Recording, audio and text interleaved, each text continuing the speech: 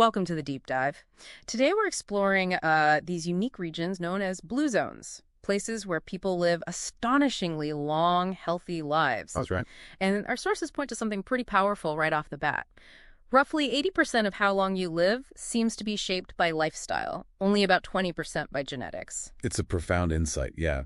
So our mission here is to unpack these Power 9 lifestyle principles from the blue zones. Okay. And then connect them to the cellular science, specifically a process called autophagy that seems to underpin it all. Got it. So where exactly are these incredible places? How were they even discovered? Well, the term blue zone actually started pretty simply.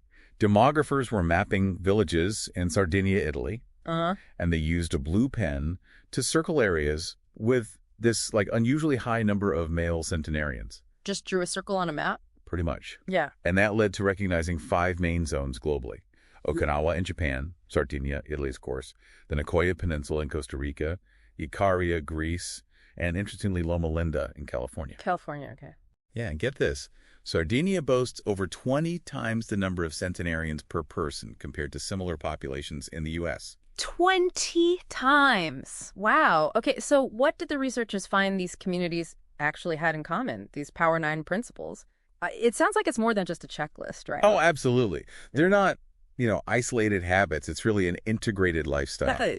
And the key thing is, it seems naturally encouraged by their environment. People there aren't consciously trying to live this way for longevity. Their day-to-day life just fosters it. So, move naturally. That doesn't mean gym memberships. Exactly. Take Okinawan residents.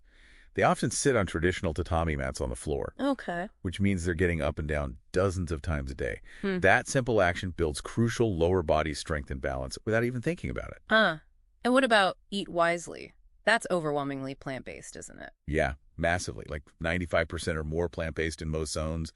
Lots of beans, whole grains, leafy greens. The good stuff. Definitely. And a really key practice, especially in Okinawa, is Hara Hachi Bu.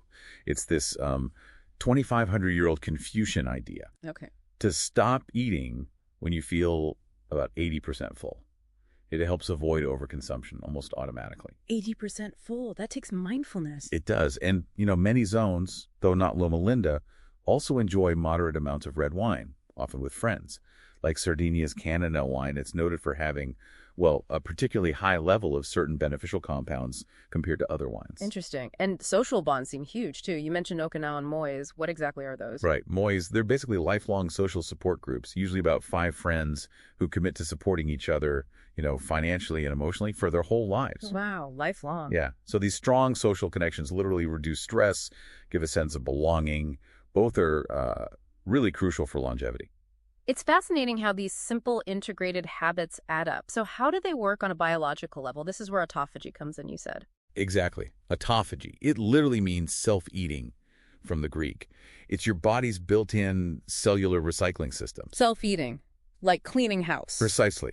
Your cells break down old, damaged parts, proteins, organelles, that kind of thing, and reuse the materials. It prevents the buildup of cellular garbage. It's a fundamental cleanup and repair process. Okay, and the sources explain how these blue zone habits actually, switch this process on. Yes, that's the connection. It seems practices like Hara Hachi Bu, that 80% full rule, or just eating a plant slant diet, they create periods of mild nutrient scarcity, not starvation, just moderation. And that's a really potent trigger for autophagy.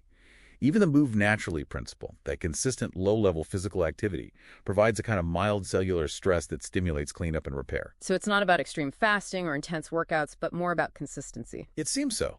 And many of the compounds in their plant-heavy diets, like polyphenols found in things like green tea or even that Canada wine, research suggests they can directly enhance autophagy pathways.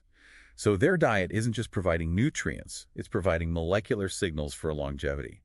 It's about finding that Goldilocks principle for autophagy, an optimal, consistent level, not necessarily that more is always better. So what's the big takeaway here for you, the listener? The Blue zones really feel like these amazing real-world labs, don't they? They really do. Showing that it's maybe less about fancy biohacks and more about making healthy choices, the easy choices, the default. Exactly. It's this integration of simple, almost ancient wisdom with what we're now discovering through cutting-edge science. And together, it offers a really powerful roadmap for potentially fostering healthier, longer lives, even in our modern world. So maybe think about this. What's one small natural shift you could make in your own environment, your daily routine, to nudge yourself towards healthier habits, making that longevity feel a bit more like an organic outcome?